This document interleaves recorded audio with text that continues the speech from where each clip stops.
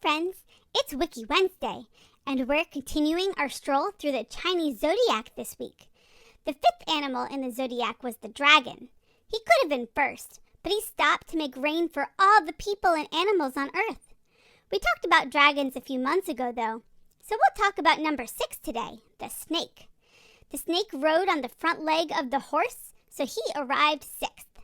He sounds kind of sneaky, but people born in the year of the snake are supposed to be clever and wise. Let's see if we can become more clever and wise and learn more together, okay? The link to Kittle, the Kids Encyclopedia, is in the description below. Snake facts for kids. Snakes are reptiles. They are part of the order Squamata. They are carnivores with long, narrow bodies and no legs.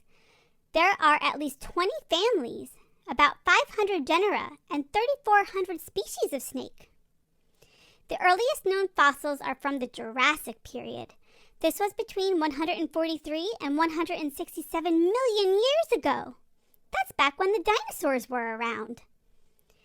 Their long, slender body has some special features.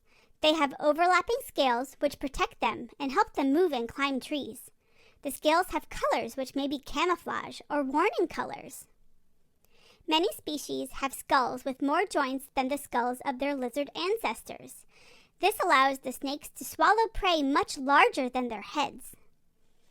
In their narrow bodies, snakes' paired organs appear one in front of the other instead of side by side. Most have only one working lung. They have no eyelids or external ears.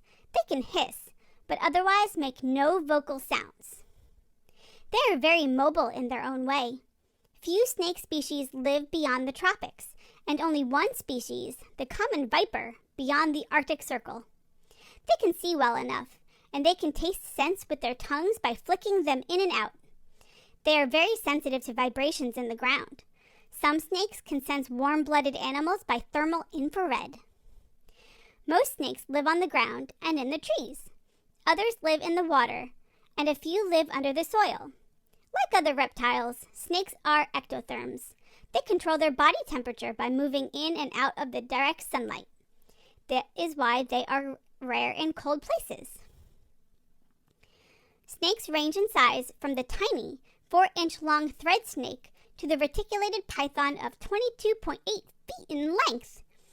The extinct snake Titanoboa was 42 feet long. Evolution. Snakes are thought to have evolved from lizards. The earliest snake fossils are from the Lower Cretaceous. A wide range of snakes appeared during the Paleocene period, circa 66 to 56 million years ago. Venom. Most snakes are non-venomous. Those that have venom use it mainly to kill and subdue prey rather than for self-defense.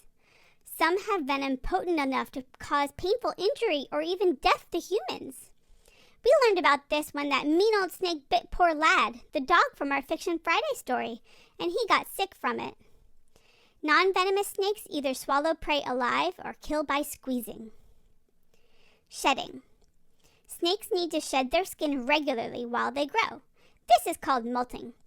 Snakes shed their skin by rubbing their head against something rough and hard, like a piece of wood or a rock.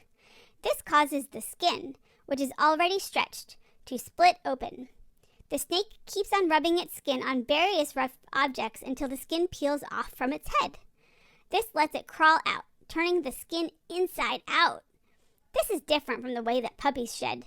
They just lose hair. But I don't shed very much at all. That makes Mommy happy. Feeding. All snakes are carnivorous. They eat other animals. Some are venomous. They inject poison along the grooves in their teeth. Some snakes are constrictors. Constrictors are not venomous, so they squeeze their prey to death. Snakes swallow their food whole and they cannot chew.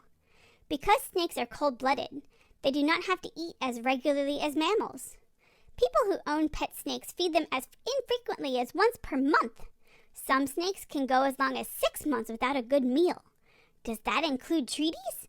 I can hardly go 6 minutes without wanting a treaty. Movement. Not having arms and legs doesn't stop snakes from moving. They have developed several different ways of moving to deal with particular environments.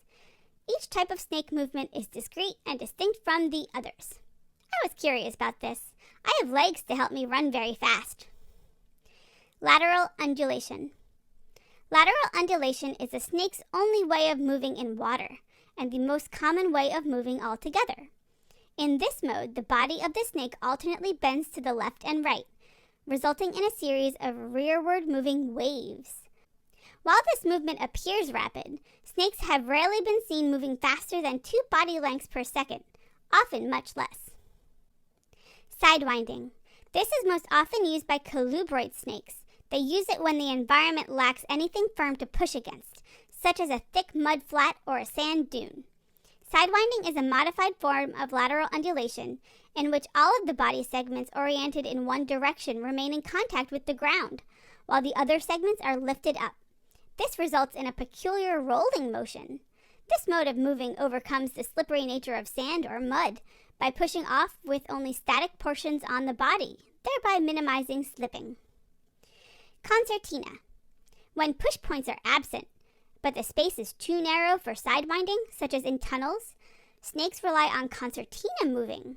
In this mode, the snake braces the back part of its body against the tunnel wall, while the front of the snake extends and straightens. The front portion then flexes and forms an anchor point, and the back part is straightened and pulled forwards. This mode of moving is slow and very demanding, needing up to 7 times the energy of laterally undulating over the same distance. This high cost is due to the repeated stops and starts of portions on the body, as well as the need to use the muscles to brace against the tunnel walls. I get it. They contract and extend just like the movements of the concertina instrument. Rectilinear.